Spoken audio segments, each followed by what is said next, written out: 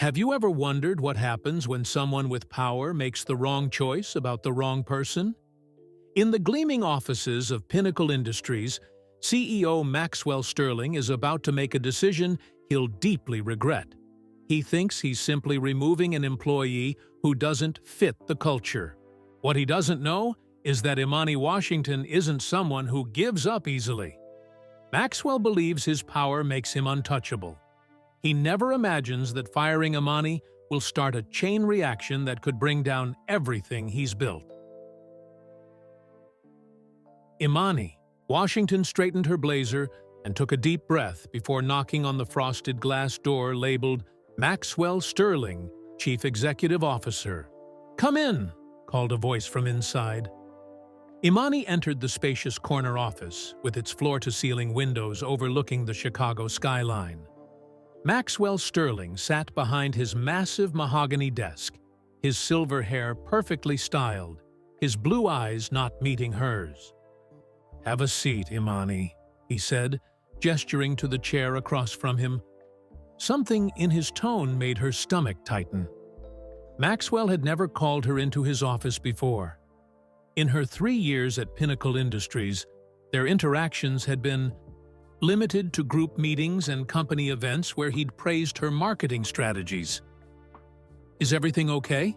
she asked, settling into the chair. Maxwell shuffled some papers, still not making eye contact. "I'll get straight to the point. We're going to have to let you go." The words hit Imani like a physical blow. She blinked, certain she had misheard. "Let me go? I don't understand." Her voice remained steady despite the panic rising in her chest. "My last performance review was excellent. The Jenkins campaign I led brought in our highest conversion rates ever." Maxwell sighed, finally looking up. "This isn't about your technical performance, Imani. It's about fit. You just don't quite fit our company culture." "Company culture?" Imani repeated, her mind racing to understand. "I've been here 3 years. I've mentored new employees. I've stayed late countless nights. What about the culture don't I fit?" "It's hard to explain," Maxwell said, glancing at his watch. "It's more of a feeling, a sense of alignment with our corporate vision. The executive team has been discussing this, and we feel it's best to part ways now." Imani felt heat rising in her cheeks. "Can you give me specific examples? I want to understand." "Well," Maxwell cleared his throat, "there have been some team dynamics issues. Nothing major, but enough to notice." "Team dynamics? My team delivered the best results in the department last quarter. No one has raised any concerns with me." Maxwell's jaw tightened. "Sometimes it's about more than metrics, Imani. It's about who will represent Pinnacle as we grow. We need people who embody our brand." The implication hung in the air between them. Imani felt a chill despite the warm office. "I see," she said quietly. "And what exactly does embodying the Pinnacle brand look like, Mr. Sterling?" He shifted uncomfortably. "HR has prepared your severance package, 2 months' salary. You'll need to clear out your desk today. Security will assist you." "Security?" Imani's voice rose slightly. "Am I being escorted out like a criminal?" "It's standard procedure," Maxwell said dismissively. "Nothing personal." "Nothing personal," Imani repeated. 3 years of dedication dismissed as not fitting the culture doesn't feel very standard to me." Maxwell stood, signaling the end of the conversation. "I wish you the best, Imani. You have strong technical skills. I'm sure you'll find something more suitable." A security guard was already waiting outside the office. Imani walked beside him to her desk, feeling the stares of her colleagues. Some quickly looked away. Others whispered behind their hands. Zara Chen, the data analyst she'd collaborated with on countless projects, approached hesitantly. "Imani? What's happening?" Apparently, I don't fit the culture, Imani said, the words tasting bitter. Confusion crossed Zara's face. That's ridiculous! You're the most dedicated person here. The security guard cleared his throat. Ma'am, please collect your personal items quickly. Imani grabbed her family photos, her notebook, and a small plant. 3 years reduced to what could fit in a cardboard box.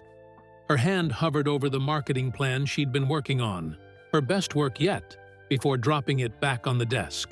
Imani, this isn't right, Zara whispered, her eyes darting toward Maxwell's office.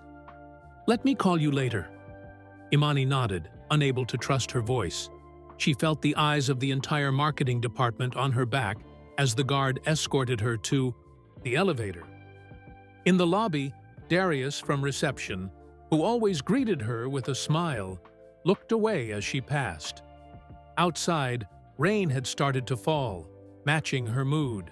Sitting in her car in the parking garage, Imani finally let the tears come. Her hands shook as she pulled out her phone, seeing a photo of her daughter Tiana as the wallpaper. 10 years old with beaded braids and a gap-toothed smile, depending on her mother for everything. What am I going to tell her? Imani whispered. She stared at the Pinnacle Industries building rising into the cloudy sky. For 3 years, she'd arrived early and left late. She'd missed school plays and parent-teacher conferences. She'd believed that excellence would be rewarded, that hard work would speak for itself. Now she sat in her car, unemployed, her confidence shattered, wondering what she had done wrong, or if the problem had never been about what she did at all, but about who she was. Wiping her tears, Imani started the car. She had to pick up Tiana from after-school care. Life wouldn't wait for her to process what had just happened. But as she drove away from Pinnacle Industries, one thought crystallized through her shock and pain. Something about this dismissal didn't add up, and she wasn't going to accept Maxwell Sterling's vague explanation without question, not anymore. Mommy, why are you home early? Tiana looked up from her homework, her face lighting up at the unexpected sight of her mother. Then her smile faded as she noticed Imani's red-rimmed eyes. What's wrong? Imani set down the cardboard box on the kitchen counter and forced a smile. Nothing, baby. Just a tough day. She couldn't bring herself to say the words out loud. Not yet. Did you bring work home again? Tiana pointed at the box. No, sweetie. These are just some of my things. Imani ran her hand over her daughter's braids. How was school today? Before Tiana could answer, Imani's phone rang. Her mother's face appeared on the screen. I need to take this, okay? Why don't you finish your math and we'll have an early dinner tonight? Tiana nodded, her eyes still full of questions. Imani stepped onto the small balcony of their apartment and answered. Hi, Mom. Imani, I just had the strangest call from Darius at your office, her mother said without preamble. He said you were escorted out today? What's going on? Imani closed her eyes, leaning against the railing. I was fired, Mom. Fired? For what? You just got that achievement award last month. According to Maxwell Sterling, I don't fit the company. Culture. The bitterness in her voice surprised even herself. There was a long pause before her mother spoke again, her voice lower now. I see. Those 2 words carried decades of understanding. Eleanor Washington had raised Imani on stories of working twice as hard to get half as far. At 65, she still worked as a nurse, having faced her own battles with workplace discrimination. Did he say those exact words about not fitting? Yes. When I asked for specifics, he mentioned team dynamics and needing people who embody the brand. Her mother made a sound between a sigh and a scoff. Some things never change. They just get more carefully worded. What am I going to do, Mom? I have Tiana, the rent, her school. Listen to me, Imani Eloise Washington, her mother said firmly. You're going to do what we've always done. You're going to pick yourself up. You're brilliant. And Pinnacle Industries just showed they don't deserve you. Imani wiped away a fresh tear. I thought things were different there. I really did. I'm coming over tonight. We'll figure this out together. After hanging up, Imani gazed at the Chicago skyline. Somewhere in that maze of buildings, Maxwell Sterling was probably sitting in his office, her dismissal already forgotten. Maxwell Sterling swirled the scotch in his crystal tumbler, watching the sunset from his office. The door opened, and Grayson Powell, the chief financial officer, entered. Is it done? Grayson asked. Maxwell nodded. Washington is gone. No issues. Good. The board was getting nervous about her questions regarding the Jenkins campaign budget. Too detail-oriented for her own good. I've already spoken with Dylan Whitman about taking over her position, Maxwell said. He's eager for the opportunity. Whitman? Grayson raised an eyebrow. His numbers don't come close to Washington's. Maxwell smiled. But he fits better with where we're taking Pinnacle. He understands the game. Washington was too principled. The Mighty Tree shareholders meeting is in 3 weeks. We need someone who won't dig too deep into the numbers before then. Whitman's perfect. We play golf at the same club. His father and I went to Dartmouth together. Maxwell raised his glass. To reshaping Pinnacle's image. Grayson clinked his glass against Maxwell's. Just make sure HR has their story straight. On Washington. Later that evening, Maxwell pulled his Mercedes into the circular driveway of his Lake Forest mansion. Inside, his wife Vanessa barely looked up from her tablet when he entered.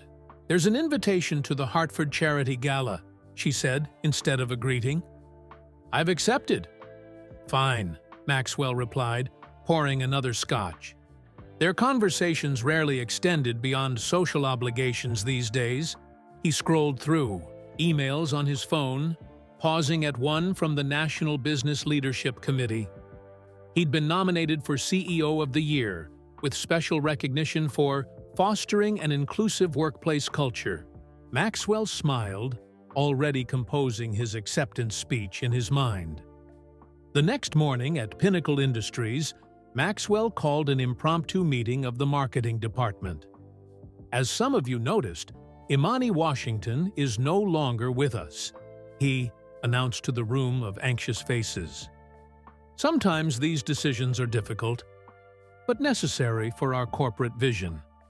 He noted Zara Chen's furrowed brow and the way she clutched her notebook too tightly. I'm pleased to announce that Dylan Whitman will be taking over as head of marketing strategy, effective immediately. Dylan, a 30-something man with carefully tousled hair and a designer suit, stood and flashed a confident smile. I'm looking forward to leading this talented team. From the back of the room, Zara spoke up. Can we know why Imani was let go? Her campaigns were our most successful. A tense silence fell. Maxwell fixed Zara with a practiced smile. Personnel matters are confidential, Ms. Chen, but I assure you, this decision was made in Pinnacle's best interests.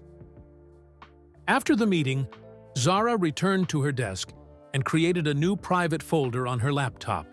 She titled it Patterns and began documenting everything she could remember about recent departures from the company. Later, as she passed by the break room, she overheard Maxwell speaking to Dylan. The Jenkins account needs someone with the right presence, Maxwell was saying. Our clients expect a certain image when they're investing millions. I understand completely, Dylan replied. I'll make sure we present the right face of Pinnacle. Zara slipped her phone from her pocket and pressed record, her hand trembling slightly. Something wasn't right at Pinnacle Industries, and she wasn't going to pretend she didn't see it. 2 weeks after being fired, Imani sat cross-legged on her living room floor, surrounded by job listings and an open laptop. Tiana was at school, and the apartment felt too quiet. Imani's resume was polished to perfection, but after 15 applications and only 2 non-committal responses, anxiety gnawed at her. "This doesn't make sense," she muttered, scrolling through her LinkedIn profile. She'd been avoiding social media since the firing, not ready to announce her job status. But now she navigated to Pinnacle Industries' page and began scrolling through employee photos. Something struck her as she examined the marketing team pictures from the past year. Dominic Torres, who had been let go 6 months ago. Aisha Patel, who'd mysteriously resigned last quarter. Now, her Imani created a spreadsheet and began listing former employees she knew had left Pinnacle within the last 18 months. Next to each name, she noted their position, department, and, based on photos and her own knowledge, their apparent ethnicity and gender. A pattern emerged that made her stomach clench.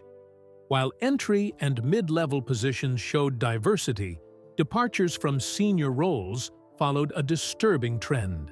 Those let go were predominantly people of color or women in positions of growing influence. Her phone buzzed with a notification, a LinkedIn message from Dominic Torres. "Heard what happened. Same thing they did to me. We should talk." Within an hour, she had messages from 3 former colleagues, all sharing similar stories. Vague explanations about fit and culture. Stellar performance reviews followed by sudden dismissals. Imani added their information to her spreadsheet, her hands shaking not with fear now, but with anger. Her phone rang, displaying an unfamiliar number. "Hello? Imani? It's Zara Chen from Pinnacle. Do you have a minute to talk?" Imani tensed. "Zara, is everything okay?" "Not really. Can we meet somewhere?" "Not over the phone." They agreed to meet at a coffee shop far from Pinnacle's offices. When Imani arrived, Zara was already there, nervously tapping her fingers on the table. "I took a long lunch and told them I had a doctor's appointment," Zara explained, glancing around. "Oh, I've been wanting to reach out since it happened, but I wasn't sure if you'd want to hear from anyone at Pinnacle." "I appreciate it," Imani said, studying her former colleague's worried expression. "What's going on, Zara?" Zara pulled out her phone. "I've been recording conversations and saving emails. The things Maxwell and the executive team have been saying." She hesitated. "After you left, they promoted Dylan Whitman to your position." "Dylan?" Imani couldn't hide her surprise. His campaigns consistently underperformed. He's been there half as long as I was. "Exactly. But he plays golf with Maxwell, and they're both alumni of the same fraternity." Zara leaned forward. "The day after you left, I overheard Maxwell telling Dylan they needed someone with the right presence for client meetings. That the clients expect a certain image when they're investing millions." Imani's throat tightened. "Did he actually say it was about race?" "Not explicitly. They're too careful for that. But listen to this." Zara pressed play on a recording. Maxwell's voice came through clearly. "The board wants us to present a more traditional corporate identity. The Jenkins account executives specifically mentioned they felt more comfortable working with people like Dylan." Another voice, Grayson Powell, the CFO, responded, "Washington was asking too many questions anyway. The board doesn't appreciate curiosity about certain budget allocations." Imani frowned. "Budget allocations? What does that mean?" Zara shook her head. "I'm not sure. But there's more. Last week, Maxwell announced a diversity initiative for the company website. They did a photo shoot with all the entry-level minority employees grouped together. Pure optics. Meanwhile, they're systematically removing people of color from leadership positions. "I've been tracking the pattern," Imani said, pulling up her spreadsheet. "Look at these names." Zara studied the list. "I can add at least 4 more," she typed as she spoke. "And there's something else. I've seen emails about reshaping Pinnacle's image ahead of the company's IPO filing. They're going public? Within the year, Maxwell's positioning himself as the face of modern corporate leadership. He's been nominated for CEO of the Year. The announcement goes out next week. Imani sat back, processing everything. So, while he's systematically pushing out minority leaders, he's building a public image as a champion of diversity? Exactly. Zara looked at her watch. "I need to head back." "But Imani," she slid a thumb drive across the table. "This has copies of everything I found so far. Emails, recorded conversations, meeting notes. I'll keep collecting more." "Zara, be careful. If they find out—" "I know. But what they're doing isn't right." Zara stood up. "I almost forgot. Legal is preparing for something. I overheard them discussing preventative measures regarding former employees making statements." 2 days later, Imani received a certified letter. Opening it, she found a formal cease and desist from Pinnacle Industries' legal department, warning against making defamatory statements that could damage the company's reputation. She hadn't made any public statements yet. The letter was preemptive and telling. Imani picked up her phone and dialed a number from a business card Zara had included with the thumb drive. "Hello? I'd like to speak with Jordan Rivera. I need to consult with an attorney regarding workplace discrimination." Her hand no longer trembled as she placed the cease and desist letter in a folder with her growing evidence. They thought the letter would frighten her into silence. The offices of Rivera Legal occupied the 15th floor of a downtown building, far less imposing than Pinnacle's gleaming headquarters. Jordan Rivera was younger than Imani had expected, with keen eyes behind stylish glasses and a no-nonsense demeanor that put her at ease immediately. "Let me be clear about something," Jordan said, after reviewing Imani's documents for nearly an hour. "Discrimination cases are notoriously difficult to prove. Companies like Pinnacle have sophisticated legal teams whose entire job is to ensure terminations appear legitimate." "But you've seen the pattern," Imani insisted, pointing to her spreadsheet.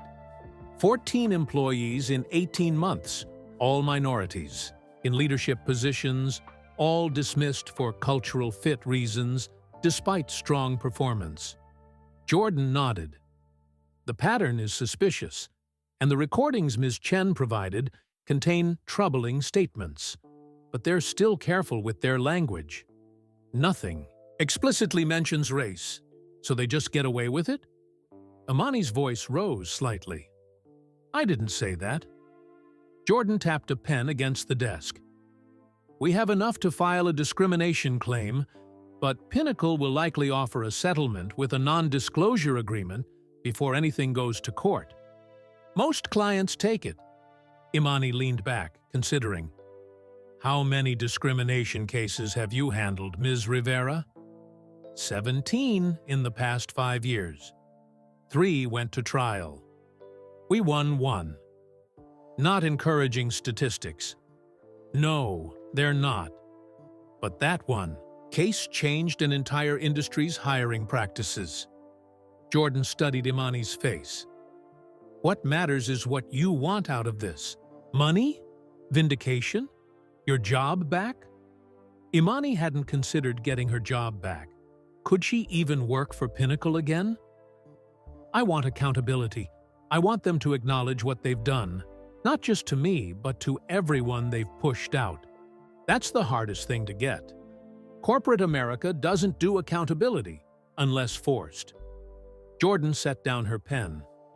I'll take your case, Ms. Washington, but we need more concrete evidence. Meanwhile, at Pinnacle Industries, Maxwell Sterling stood in the center of the main lobby, surrounded by photographers. Behind him, a new banner proclaimed, "Diversity drives innovation. Pinnacle's commitment to inclusion." At Pinnacle, we believe our strength comes from diverse perspectives, Maxwell told the assembled reporters. That's why we're launching our Diversity Pathways initiative, offering internships to students from underrepresented communities. The cameras flashed as Maxwell shook hands with 3 young interns, carefully selected for the photo op, but relegated to entry-level positions with no path to advancement. Dylan Whitman stood nearby, now sporting a title on his badge that had belonged to Imani just weeks earlier. When the photographers requested group shots of the leadership team, Maxwell motioned him forward. The executives assembled, 15 people, 14 of them white, 13 of them men. From her desk, Zara watched the spectacle, her recording app running. Later, she'd compare the publicity photos with organizational charts, showing where people of color were actually positioned within the company. Imani's phone buzzed with a message from Dominic Torres. Just saw Pinnacle's new Diversity Initiative. Announcement. Complete BS. You making any progress? She'd spent the past week connecting with former Pinnacle employees, building a network of those who'd experienced similar dismissals. Some were hesitant, having signed NDAs in exchange for severance.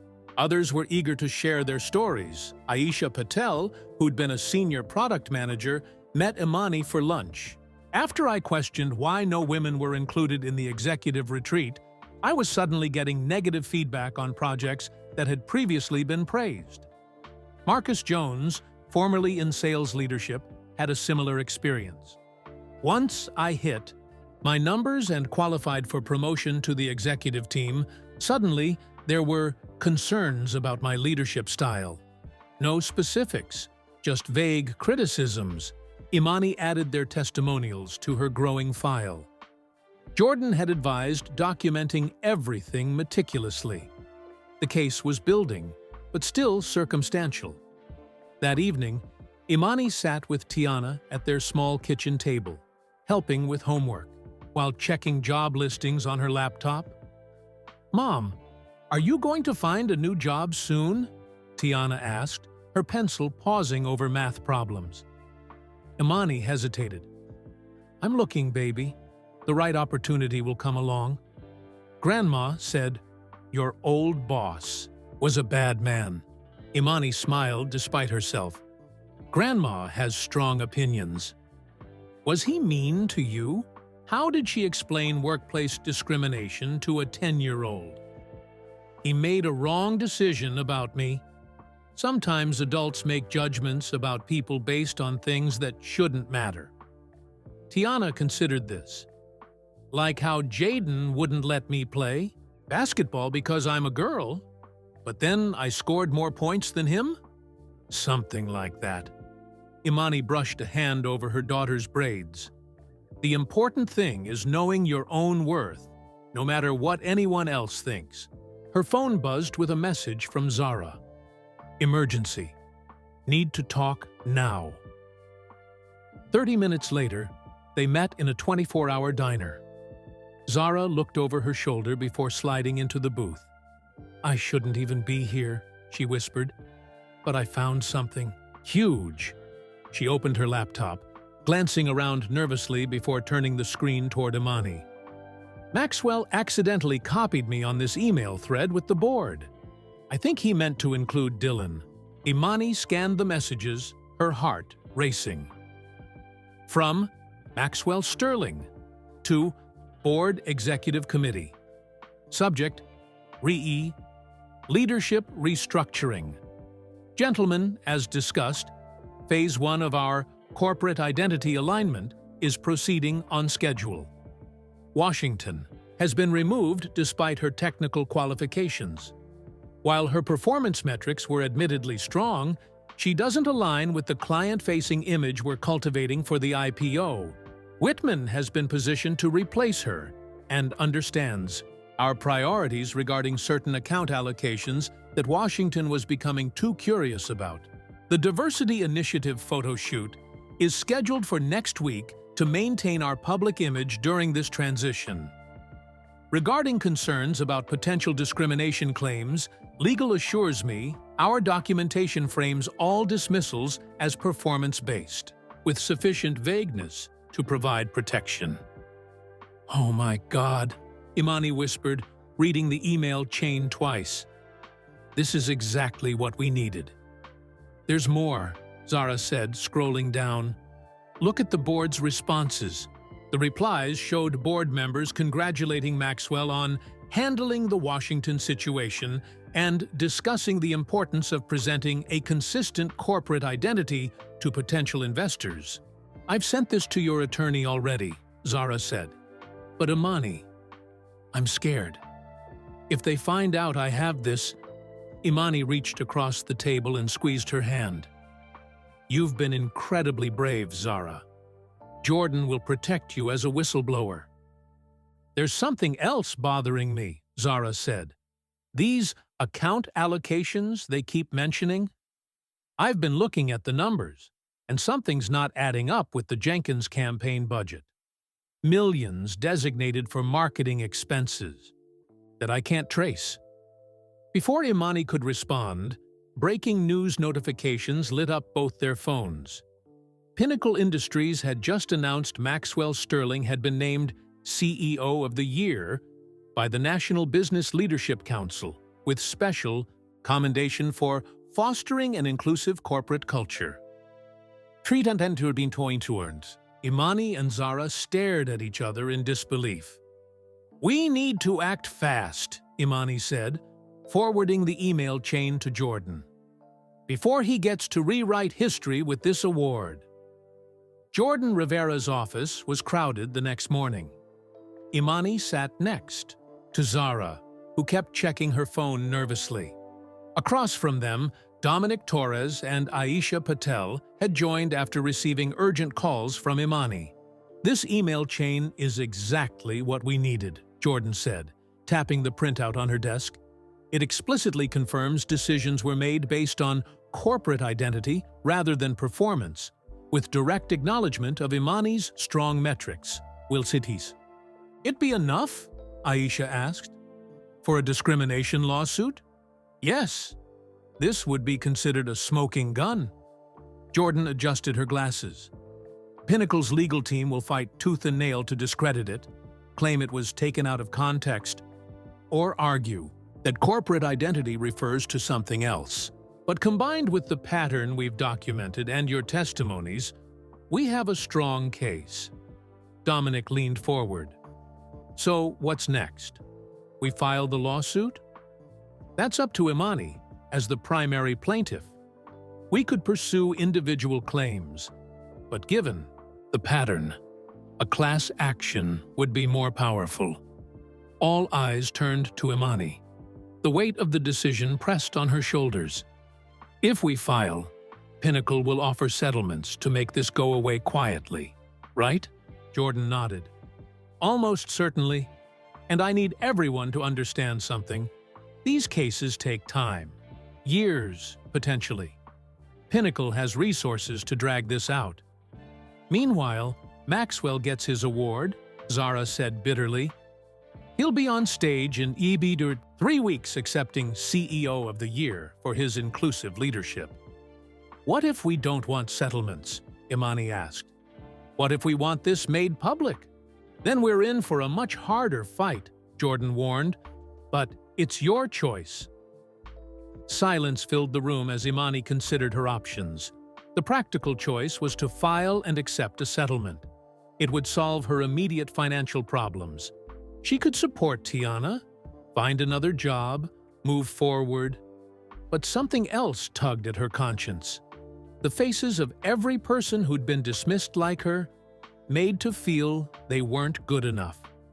The interns in Maxwell's photo op who would never advance. future employees who would face the same discrimination if nothing changed. "I don't want their hush money," Imani said finally. "I want accountability." Back at Pinnacle, Zara found herself called into a meeting with Dylan Whitman. Her heart raced as she took a seat in his office, Imani's former office, now redecorated with golf trophies and fraternity memorabilia. "Zara, I need the performance metrics for the Jenkins campaign," Dylan said, without looking up from his phone. "Maxwell wants them for his award speech." "I'll pull those together," she replied, careful to keep her voice neutral. "Anything specific?" "Focus on the results since I took over. Maxwell wants to highlight our recent success in his speech about inclusive leadership." He finally looked up at her. "You seem distracted lately. Everything okay?" "Just busy with the quarterly reports," she lied. Dylan studied her for a moment. "You were close with Washington, weren't you?" Zara's mouth went dry. "We worked together on several campaigns. Word of advice, this company is heading in an exciting direction. Massive growth, the IPO coming up. Make sure you're seen as part of the future, not stuck in the past." The threat wasn't even veiled. As Zara left his office, she saw Maxwell walking through the marketing department with two board members pointing out the diversity of the entry-level staff while completely ignoring them as people. She returned to her desk and opened a blank email. For weeks, she'd been torn between job security and doing what was right. Watching Maxwell parade around like a champion of inclusion while systematically removing people like Imani from leadership was her breaking point. She typed a resignation letter, hands steady now that her decision was made. Before sending it, she downloaded one last batch of files, the complete Jenkins campaign financials that Imani had been questioning before her dismissal. The numbers still didn't add up, with millions seemingly vanishing into vague expense categories. That evening, Zara met Imani and Jordan at the attorney's office, placing a thumb drive on the desk. "I resigned today," she announced, "and I brought everything I could find on the Jenkins campaign." Jordan raised an eyebrow. "You didn't have to quit, Zara. Whistleblower protections only work if they can't find another reason to fire you," Zara interrupted. "I've seen how Pinnacle operates. They would have found a way to push me out eventually." "What made you decide?" Imani asked softly. During today's tour with investors, Maxwell introduced every white employee by name and title. He referred to Keisha from accounting, who has 2 master's degrees, as one of our diverse hires. Zara shook her head. "I couldn't be part of it anymore." Jordan inserted the thumb drive, opening the financial documents. "What are we looking at here?" "The Jenkins campaign had a budget of $12 million, Zara explained, "but I can only track about $8 million to actual marketing expenses. The rest was allocated to strategic consultants that I can't find any record of." Jordan frowned. "That's concerning, but potentially separate from our discrimination case." "Maybe," Imani said, studying the spreadsheet. "But Maxwell's email mentioned I was asking too many questions about certain account allocations." "What if the discrimination and financial issues are connected?" "Focus on one battle at a time," Jordan advised. "The discrimination case is solid now. Financial fraud would require different evidence and expertise." As they discussed strategy, breaking news alerts chimed on their phones. The headline made Imani gasp, "Breaking! Maxwell Sterling to receive award at National Business Leadership Gala. CEO of Pinnacle Industries honored for revolutionary approach to workplace inclusion." The article featured a photo of Maxwell surrounded by the carefully selected interns, his expression one of practiced benevolence. The gala would be nationally televised, with business leaders and politicians in attendance. Imani stared at the image, rage and determination building inside her. We need to do more than just file a lawsuit. Jordan looked concerned. What are you suggesting? Maxwell is building his reputation on a lie while destroying careers. He shouldn't get to stand on that stage and accept an award for inclusion. Imani's voice was steel. If he wants the spotlight, let's make sure everyone sees the truth. Zara and Jordan exchanged worried glances. That sounds like you're planning something beyond legal channels, Jordan cautioned. I'm planning justice, Imani replied, and I need your help to make it happen. Jordan's expression was a mixture of concern and intrigue. Before we discuss anything further, I need to be clear. As your attorney, I can only advise legal courses of action. I'm not suggesting anything illegal, Imani clarified, but Maxwell has been careful to keep his discrimination behind closed doors while presenting a different face publicly. I think it's time we bring those closed doors down. The attorney leaned back in her chair. I'm listening. The National Business Leadership Gala is in 2 weeks. It's being televised, with business leaders and politicians attending. Maxwell will be center stage, accepting an award for something he actively works against. Imani's eyes flashed with determination. What if we use that moment to reveal the truth? Zara nodded slowly. The contrast between his award and the reality would be impossible to ignore. For the next hour, they outlined possibilities. Jordan vetoed several ideas as potentially libelous, but gradually, a plan took shape. One that would use Maxwell's moment of triumph to expose his hypocrisy. We'll need more people, Imani said. Former employees willing to stand with us publicly. That's a big ask, Jordan cautioned. Many signed NDAs. NDAs don't cover illegal discrimination, Zara pointed out. I've studied Pinnacle's standard severance agreement. It specifically excludes matters of legal wrongdoing. I'll start reaching out. Tonight, Imani said. As the others left, Jordan held Imani back. This strategy isn't without risk. Pinnacle will retaliate, legally, professionally, perhaps personally. Are you prepared for that? Imani thought of Tiana, of her mother's lifetime of facing similar battles. Some things are worth fighting for, even when it's hard. Across town, Maxwell Sterling stood in his expansive closet, evaluating tuxedos for the gala. His wife, Vanessa, appeared in the doorway. The black Armani would be most appropriate, she said coolly. I was thinking the navy Tom Ford. More distinctive. For the cameras, Vanessa nodded absently. The foundation called. They want to know if you're increasing your diversity scholarship donation this year, given your award. Maxwell smiled. Double it. Good publicity ahead of the IPO. Do you actually care about any of this? The question slipped out before Vanessa could stop herself. Maxwell turned, surprised by the uncharacteristic challenge. About what? Diversity. Inclusion. Any of the things they're giving you an award for. He chuckled. It's business, Vanessa. The market demands certain appearances. I provide them. He turned back to the mirror. Why the sudden interest in my corporate philosophy? She hesitated. Claire's daughter, you remember my friend Claire? Her daughter just graduated top of her class from Wharton. Black girl. Brilliant. By all accounts. Applied to Pinnacle 3 times. Never even got an interview. Not my department, Maxwell said dismissively. HR handles hiring. Of course. Vanessa turned to leave, then paused. Your speechwriter called.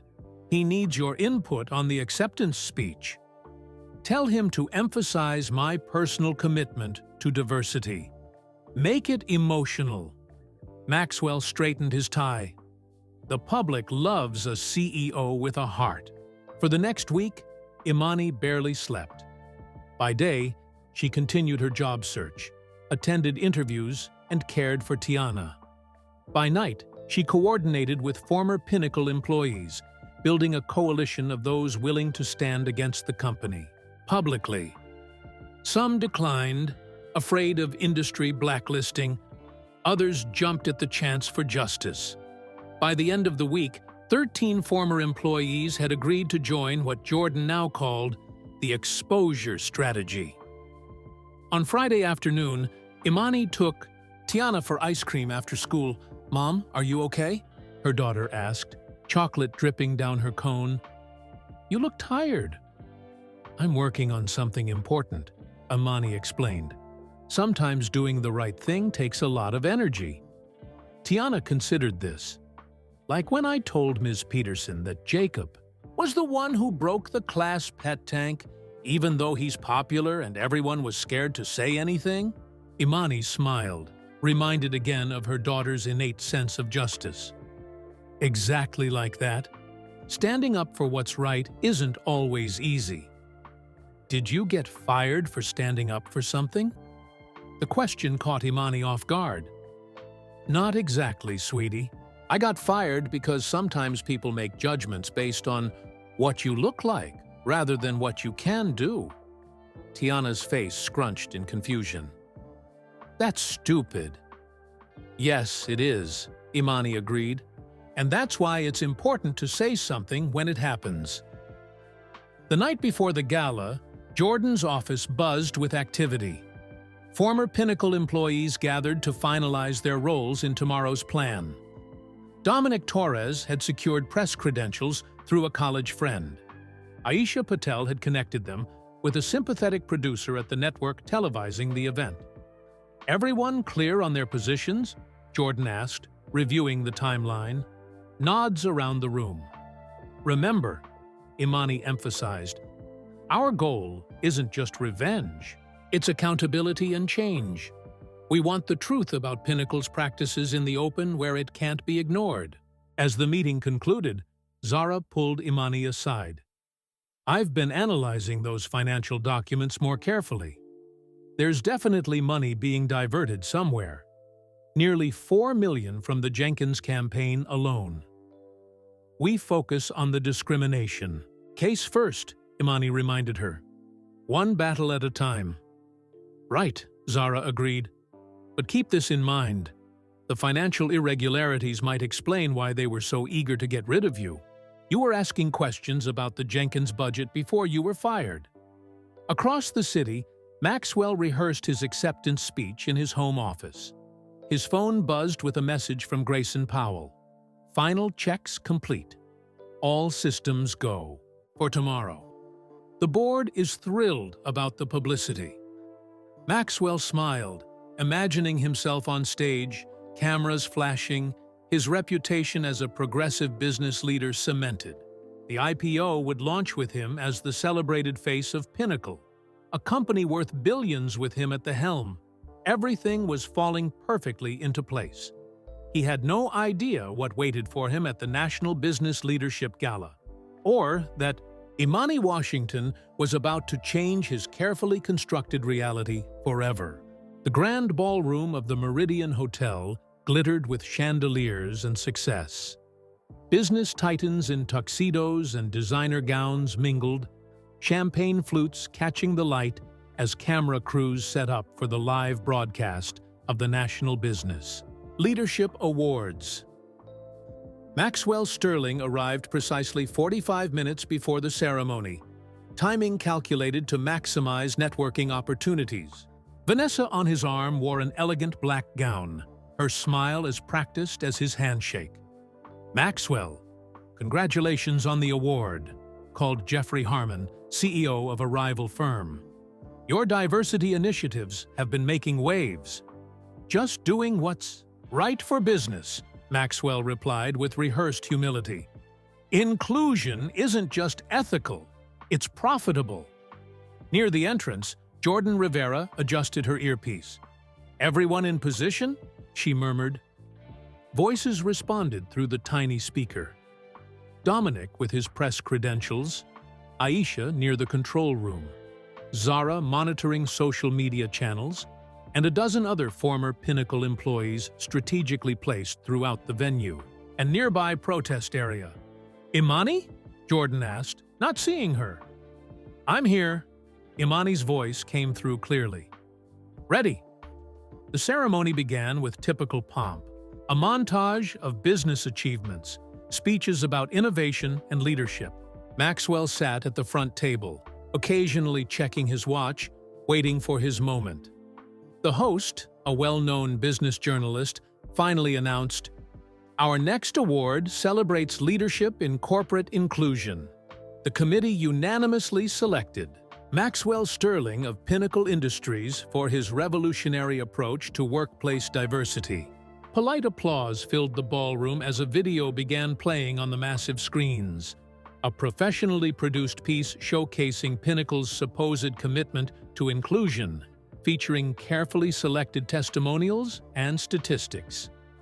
"I've always felt supported at Pinnacle," said a young black employee on screen, reading what was clearly a script. Maxwell nodded along, straightening his tie as the video ended. The host returned to the microphone. "Please welcome to the stage, CEO of Pinnacle Industries and champion of corporate diversity, Maxwell Sterling." More applause as Maxwell strode confidently to the podium, smiling for the cameras. He adjusted the microphone, looking out at the audience of industry peers and media. "Thank you for this tremendous honor," he began. "At Pinnacle Industries, we believe diversity isn't just a buzzword, it's a business imperative." He continued smoothly through his rehearsed speech, hitting emotional notes about inclusion and opportunity. Behind him, the screens displayed carefully selected images of Pinnacle's diverse entry-level staff. "Leadership means creating space for all voices," Maxwell declared, arms spread wide. "It means recognizing talent, regardless of background." Suddenly, the screens behind him flickered. The professional photos disappeared, replaced by an email. Maxwell's own words to the board about removing Imani despite her technical qualifications, because she didn't align with the client-facing image they were cultivating. Maxwell, unaware of the change, continued speaking. The audience's confused murmurs finally caught his attention. He turned, seeing his private communications displayed for all to read. "There appears to be some technical difficulty," he said, attempting to maintain composure. But the screens changed. Again, now displaying a chart of Pinnacle's leadership team by race and gender, contrasted with the company's overall diversity statistics. Then came a series of exit interviews from minority employees, all citing cultural fit as the reason for termination, despite strong performance reviews. "What is this?" Maxwell demanded, looking off-stage for technical support. The host approached the microphone. "Mr. Sterling, we seem to have received some contradictory information about Pinnacle's diversity practices." The ballroom doors opened. Imani Washington walked in, followed by 14 former Pinnacle employees, a living testament to the pattern of discrimination. They formed a line at the back of the room, silent and dignified. "Security!" Maxwell called, his face flushing. "Remove these people immediately!" Jordan Rivera stood from her table. "These individuals have every right to be here. They purchased tickets, just like everyone else." Cameras swiveled between Maxwell's reddening face and the line of former employees. Social media was already exploding with screenshots of his emails. "Ladies and gentlemen," announced a new voice. Dominic Torres had taken a microphone from one of the media stations. "My name is Dominic Torres, former senior developer at Pinnacle Industries. I was terminated after 3 years of exemplary service for not fitting the culture, the same reason given to every person standing with me tonight." Aisha Patel stepped forward. "I'm Aisha Patel, former product manager. When I qualified for executive promotion, I was suddenly deemed unsuitable for leadership, despite having the highest performance metrics in my division. One by one, they introduced themselves, each story building on the last. The audience watched in stunned silence. News cameras captured everything. "And I'm Imani Washington," Imani said finally, her voice strong and clear. 3 years as head of marketing strategy at Pinnacle, dismissed for not fitting the culture, despite driving the most successful campaigns in company history. Maxwell grabbed the microphone, desperation evident. These are disgruntled former employees making baseless accusations. Their performances were inadequate. "Then why do your own emails contradict that?" Imani challenged, walking toward the whole stage. "Why did you write to your board that I was being removed despite my technical qualifications because I didn't align with your desired corporate image?" The screens displayed more damning emails, the entire thread discussing reshaping Pinnacle's identity before the IPO. Maxwell's face contorted with fury. "This is slander! You have no right to access private communications." "Discrimination isn't a private matter," Jordan called out, now standing beside Imani. "We've filed a class action lawsuit against Pinnacle Industries on behalf of these 15 former employees. The evidence speaks for itself." Reporters rushed forward, shouting questions. Camera flashes intensified. Maxwell looked frantically for support, but even his board members were distancing themselves, huddling in shocked conversations. "Mr. Sterling," called a reporter, "how do you respond to evidence that you systematically removed minority employees from leadership positions while publicly claiming to champion diversity?" Another shouted, "Is it true Pinnacle is preparing for an IPO filing based on a falsified corporate image?" Maxwell's mouth opened and closed, no words emerging. The mask of confidence had completely slipped, revealing panic underneath. From the either back of the room, Zara Chen filmed everything on her phone, live streaming to platforms where tens of thousands were already watching. The hashtag #PinnacleLies was trending globally within minutes. As security finally approached, not to remove Imani and the others, but to escort a floundering Maxwell off stage, Imani caught his eye. In that moment, watching his carefully constructed world crumble around him, Maxwell Sterling finally realized the magnitude of his mistake. Not just the discrimination itself, but dismissing Imani Washington, underestimating her intelligence, her determination, and her capacity for strategic justice. The cameras captured his expression as reality dawned. His career was over, his reputation destroyed, and Pinnacle's future suddenly uncertain. All because he had made the wrong decision about the wrong person for all the wrong reasons. Morning sunlight streamed through Imani's apartment window as she sipped her coffee, watching the news. Her phone hadn't stopped buzzing since last night. Pinnacle Industries stock plummeted 20% in pre-market trading, the financial reporter announced, following explosive revelations of systematic discrimination at the National Business Leadership Awards. CEO Maxwell Sterling was publicly confronted by former employees with evidence of bias in hiring and promotion practices. The screen split to show footage from the gala. Maxwell's face contorted with rage and panic as he was escorted from the stage, contrasted with Imani standing tall alongside her former colleagues. "Mom, we're on TV again," Tiana called from the breakfast table. "Finish your cereal, honey. We need to leave for school soon." Imani's mother arrived, letting herself in with her spare key. "The phone's been ringing off the hook at my place, too," Eleanor said. "Reporters want to talk to you." "Jordan's handling the media requests," Imani replied. "We need to stay focused on the legal case." Her phone buzzed with a text from Zara. "Emergency board meeting at Pinnacle." Insider says Maxwell's on thin ice. At Pinnacle headquarters, chaos reigned. Employees huddled around monitors watching news. Coverage. Security guards stood at entrances, turning away reporters. On the executive floor, raised voices leaked from the boardroom. "The optics are catastrophic," shouted board member William Hayes. "Every major business outlet has the emails. Our diversity statistics are being dissected on national television." Maxwell paced the room, his perfectly tailored appearance now disheveled. "We can control this narrative. Issue a statement about taking the accusations seriously. Promise an internal investigation." "It's too late for that," snapped Grayson Powell, the CFO who had been his closest ally. "The lawsuit has been filed. 15 plaintiffs with documented evidence of discrimination. And now the SEC is asking questions about our pre-IPO disclosures."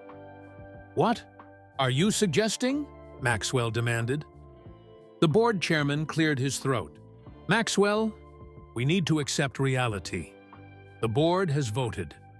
We're requesting your resignation, effective immediately." "Resignation?" Maxwell's voice rose. "This company is my life's work." "It's over, Maxwell," Hayes said quietly. "We're announcing an interim CEO this afternoon and a comprehensive diversity audit. It's the only chance we have to salvage the IPO." Outside Pinnacle's headquarters, protesters gathered with signs reading, "Discrimination has no place in business," and "Justice for Pinnacle employees." News vans lined the street.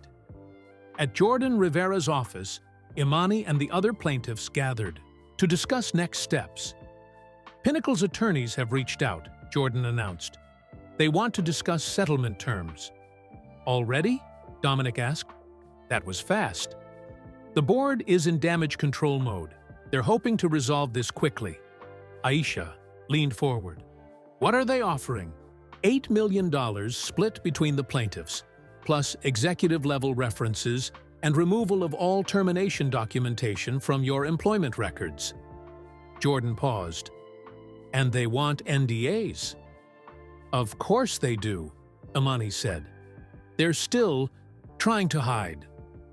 "It's a strong initial offer," Jordan pointed out. "More than we might get even with a court victory, which could take years." The room fell silent as the plaintiffs considered the proposal. "What about structural changes at Pinnacle?" Imani finally asked. "Diversity audits? Third-party oversight of hiring and promotion? Transparent reporting?" Jordan smiled. "I was hoping you'd ask that. I have a counteroffer drafted that includes exactly those demands." By evening, news broke that Maxwell Sterling had resigned as CEO of Pinnacle Industries. The company's press release promised a new chapter of authentic inclusion and accountability. Imani sat with Tiana on their small balcony, watching the Io sunset. "Are you still going to be on TV, Mom?" her daughter asked. "Probably not much longer," Imani replied. "The exciting part is over." "Did you win?" Imani considered the question. "It's not really about winning or losing. It's about making things right, and maybe making things better for other people in the future." Her phone rang. An unknown number. Against her better judgment, she answered. "Ms. Washington, this is Special Agent Reyes with the FBI's Financial Crimes Division. We'd like to speak with you regarding some financial irregularities at Pinnacle Industries." Imani sat up straighter. "Financial irregularities?" "Yes. During our preliminary investigation, we discovered some concerning patterns in the Jenkins campaign accounting that you oversaw. We believe you might have information relevant to our investigation." Zara's suspicions about the missing millions flashed through Imani's mind. "I did notice discrepancies in the budget allocations before I was terminated." "That's consistent with our findings," Agent Reyes said. "Would you be available to meet tomorrow morning?" After ending the call, Imani immediately phoned Zara. The FBI is investigating Pinnacle's finances. They mentioned the Jenkins campaign. I knew those numbers weren't adding up, Zara exclaimed. What did they say exactly? Not much, but they want to meet tomorrow. They think I might have information. You might not even realize what you know, Zara said. Remember those budget questions you were asking right before Maxwell fired you? The ones about consultant fees that seemed excessive? A chilling realization washed over Imani. You think that's why they really fired me? Not just discrimination, but because I was getting too close to something financial. It would explain the urgency, Zara replied. Why Maxwell suddenly decided you didn't fit after 3 successful years. The next morning, headlines shifted from discrimination to potential fraud. FBI raids Pinnacle Industries offices amid financial misconduct allegations. Former CEO Sterling under investigation for embezzlement. Pinnacle IPO indefinitely delayed as financial irregularities surface. Imani sat across from 2 FBI agents, reviewing spreadsheets from the Jenkins campaign. These consultant payments, Agent Reyes pointed, were directed to shell companies that we've traced back to offshore accounts controlled by Maxwell Sterling. Almost $4 million from this campaign alone. And I was asking questions about these exact line items, Imani said, the truth finally dawning on her. The week before, I was fired. Based on the evidence we've gathered and Sterling's emails, it appears your termination served 2 purposes, Agent Reyes explained. Removing a person who didn't fit his preferred corporate image, while simultaneously eliminating someone who was inadvertently getting close to uncovering his embezzlement scheme. That evening, breaking news interrupted regular programming. Footage showed FBI agents escorting Maxwell Sterling from his mansion in handcuffs, his face shielded from cameras. Former Pinnacle Industries CEO Maxwell Sterling has been arrested on charges of embezzlement, wire fraud, and financial misconduct, the reporter announced.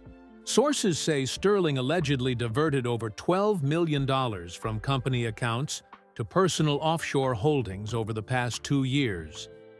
Imani watched the coverage from her new office. After the gala revelations, she'd received multiple job offers. She'd accepted a position as chief marketing officer at a smaller firm known for its genuine commitment to diversity and ethical business practices. Her phone lit up with a message from Zara. Did you ever imagine it would end like this when you walked out with that cardboard box? Imani smiled, remembering that painful day when Maxwell had dismissed her for not fitting the culture. In his arrogance, he never considered that firing her would set in motion the chain of events that would ultimately expose both his discrimination and his crimes. She texted back, "No, but it proves something my mother always told me. Character matters more than image." Maxwell built his career on appearances, but in the end, the truth always finds its way to the light. On her desk sat a framed photo of Tiana, alongside her job offer letter. Next to it was a newspaper with the headline, "Justice Served, How Won." Woman's wrongful termination exposed corporate corruption and changed an industry. The article detailed how Pinnacle's board had agreed to all the plaintiffs' demands for structural changes, how other companies were proactively reviewing their diversity practices, and how new legislation was being proposed to strengthen protections against workplace discrimination. Maxwell Sterling had made what he thought was a simple decision: firing a black woman who didn't match his vision of Pinnacle's corporate image. He never imagined that decision would not only expose his discriminatory practices, but also unravel the financial fraud he had carefully hidden. Imani looked out at the Chicago skyline, thinking about how sometimes the wrong decision, by the wrong person, creates exactly the right opportunity for justice to prevail. That was the end of story. Thank you for joining me for this story about justice accountability, and standing up for what's right. Where are you listening from? I'd love to know in the comments below.